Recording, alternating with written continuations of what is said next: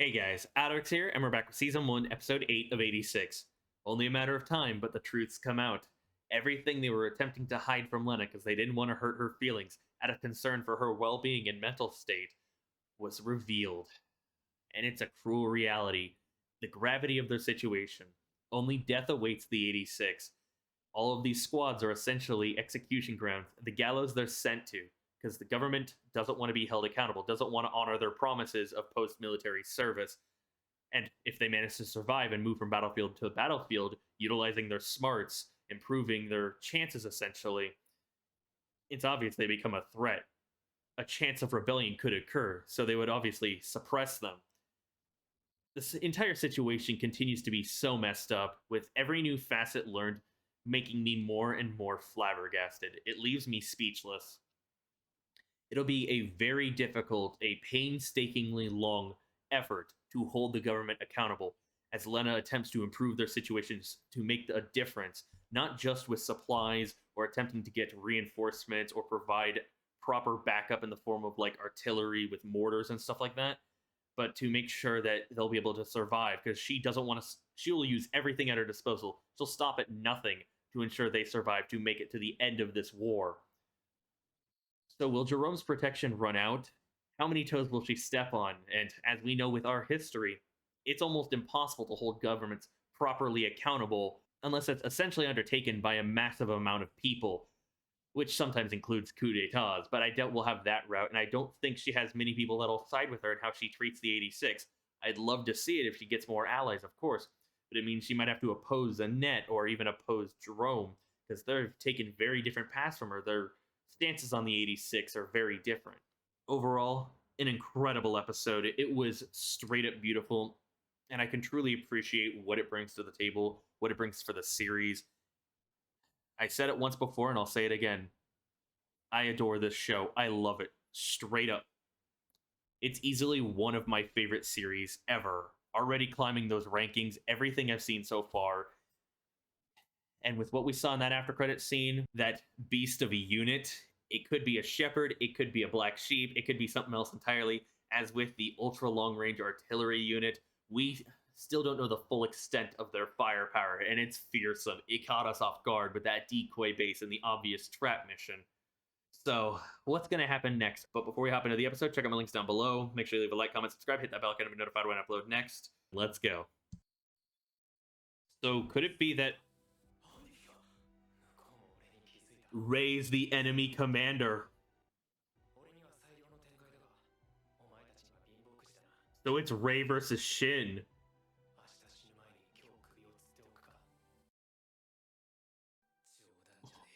That line, though. Using his words back at him last time. So real quick, I'm going to make a speculation, a theory. So with that confirmation that Rei is either the or an enemy commander, could it be that unit we saw in the post-credit scene from before, the one that wiped out an entire squad, be the main body of Rei? It truly ends up being a brother versus brother situation with the squad and Lena being dragged into the fray. And we're obviously going to deal more and more with the repressed, the traumatic memories from Shin. The whole, it's all your fault that father and mother died. His, I died, but I came back, essentially. The scar around his neck. The hype's unreal, y'all. Holy fucking shit. But it does explain several of those scenes where we heard Rei say his voice or how he reacted. It's the, I found him, he found me. So it wasn't like an auditory hallucination or anything like that. No, it was just the constant trying to fine-tune and figure out what's going on. But through all of these interactions, is this Rei attempting to probe Shin into attacking him, testing out their weaponry, testing out several strategies? How much of his brain was copied? Or is this even like his true body, maybe? That the old body was a decoy, the one missing the head, where Shin was chasing it, essentially.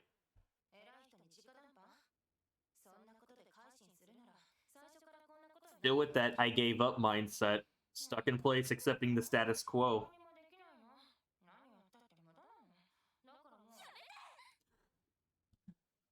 My current issue with that train of thought is, if everyone thought like that, nothing would change. It might be small, but a ripple effect does eventually create big waves. in situations like these. One person's voice may get drowned out, but if you start adding more and more people who feel similarly, then they start to be heard. If you just accept the status quo, you're no better than the rest. You need to fight for what is right, for what is righteous. It might be idealistic, it might be optimistic, but fighting tooth and nail is better than giving up. It really does resonate what Raiden said last time. No need to roll over and just accept death, accept what's going on. Time to stand your ground, so to say.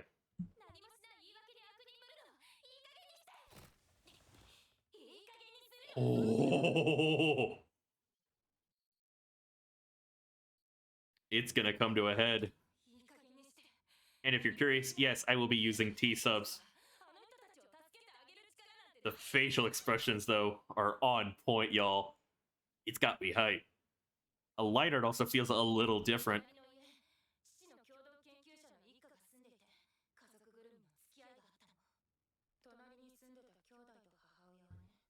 Range power? Is it like Shin?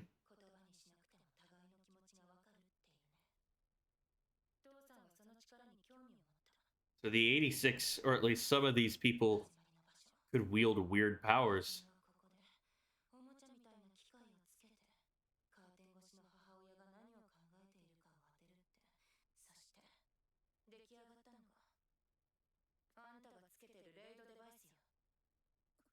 So it's based off an 86.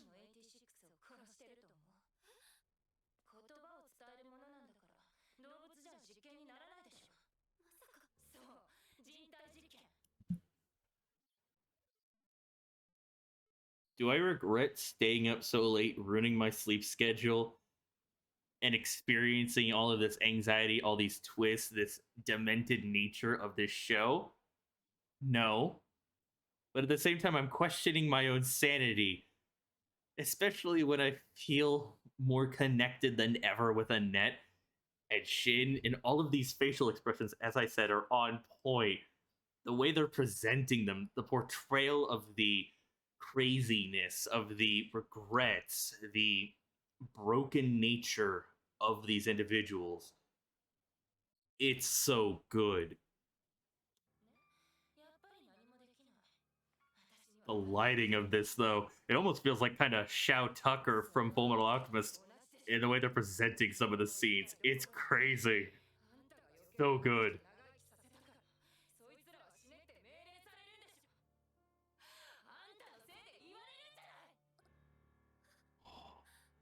It's got me shaking, y'all.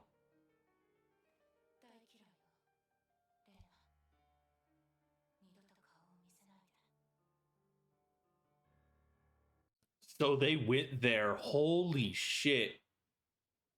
I didn't expect that. I didn't think they were going to go that route. I mean, yeah, we saw some of the twisted side and the regrets and how it affects her, but the focus, this constant challenging of her ideals, her mental state, what she wants to do, this messed up situation only worsening with every new development, making it even more difficult to overcome the situation or to make a difference. It blows my mind. The quality of writing, not just the production value in of itself, but the way this all intertwines together. Hot damn. Oh, did Jerome order their execution or something? Or is it orders from the top, perhaps? So it's time for her uncle's true thoughts and how he's different from his brother, her father. Are we going to see her declare her intention to defy the will of the nation, to defy the military now? Or will that come later? Because this is still a superior officer. Sure, he might be family, but he might be willing to do what's best for the will of the nation, for the safety of his country.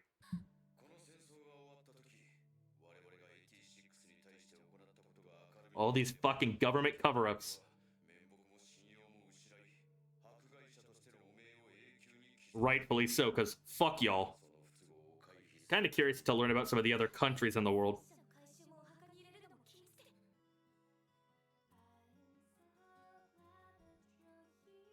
This insert song only makes the dread stronger, only makes it hit harder, especially as they're cleaning up their living quarters for the last time. And the train tracks, oh god.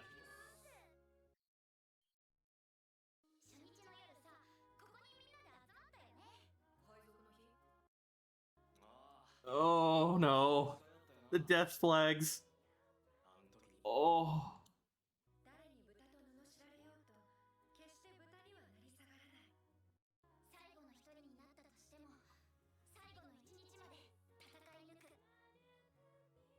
I didn't even know half those characters, but this is making me emotional. It's been maybe what, 4, 5, 6 months and everything since they did like the cherry blossoms and proper assemblies. So many of them have died, have passed away, or even been cruelly added to the voices of the dead.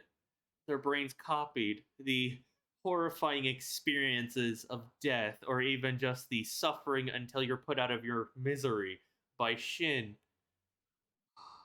This insert song hurts, y'all.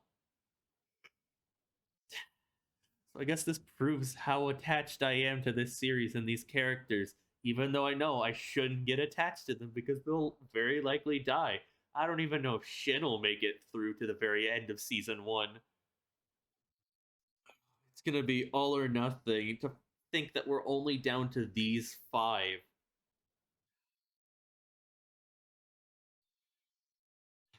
Shit. Alright. Fuck it, let's go.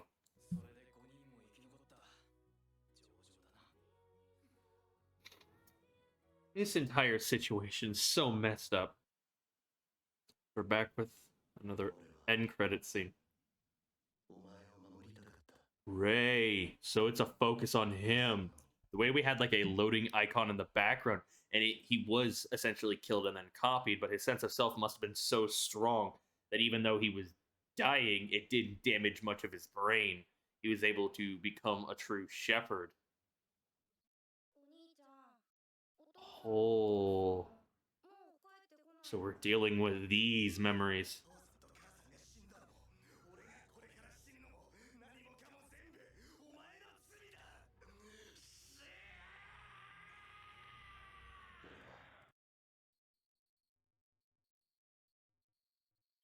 How did he throw him off? Okay, so it was the Alba priest.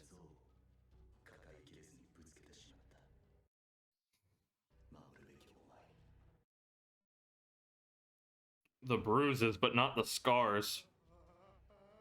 The Skull Knight? Is that where their inspiration came from for their code names?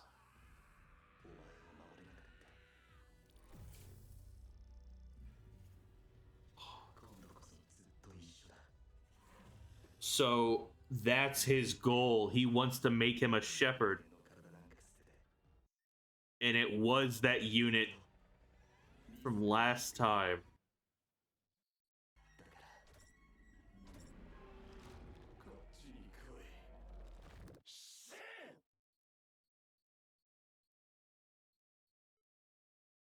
All right, that was intense and very emotional.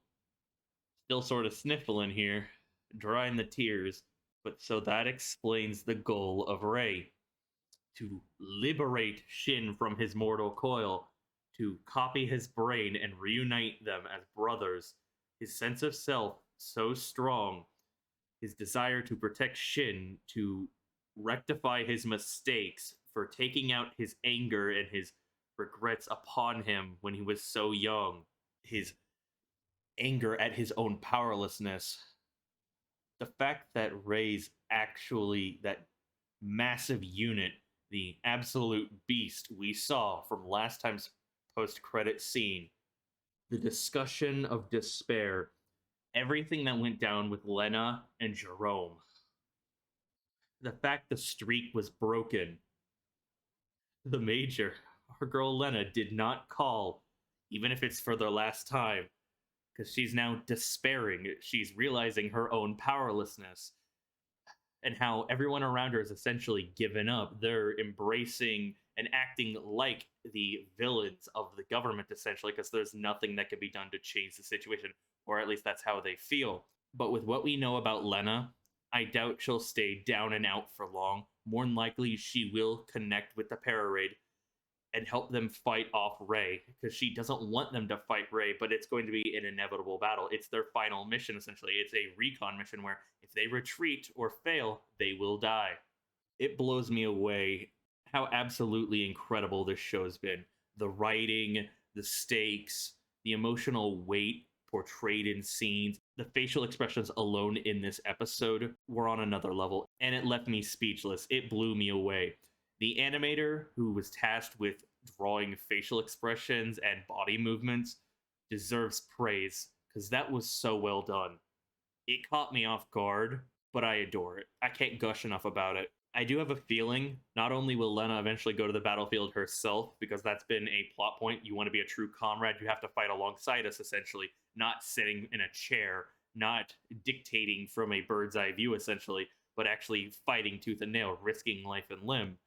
But I do believe she might end up being able to like hack and reveal the truth, expose this truth to stop the goal of making them look like they were completely innocent the entire time, to stop the eradication of the 86, to expose the villainous, the corrupt deeds of the government, call them out on their bullshit, on their propaganda. What will be the circumstances? What will be the consequences, essentially? And with how Jerome was acting, I bet his protection will no longer cover Lena, because he might choose his country over his own family, even if he is dealing with his own despair, especially towards his brother and what happened to him, and especially what's going on with the ideals of the country and all of the evil acts around them, the lackadaisical care, the complete lack of accountability and responsibility when it comes to the lives of the 86 and their citizens. It still gets me emotional just seeing them build up to their final mission, the last assembly in the cafeteria from where they were to where they are now, how many members they had to the remaining 5, the march into hell beginning. Oh, I think like 6, 7, 8. It all just continues to get better and better and better. No words can truly describe how special I feel this series is. I can't do it justice. I don't have enough articulation powers to do so. And it feels so good, y'all.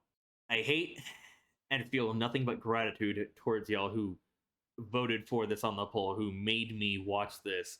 I do regret not starting it sooner, but it's also very fortunate that I can experience it alongside y'all. And I do hope a season 2 will get announced, because if it does, I will watch it weekly, and more than likely, I will get emotional. But the final confrontation between Ray and Shin will occur next episode, more than likely. And with the next episode's title being Goodbye, it doesn't bode well. It does not. Who will perish? Who will survive? And even if they survive and overcome this hurdle, they still have that recon mission enabled, essentially. So, what's going to happen next?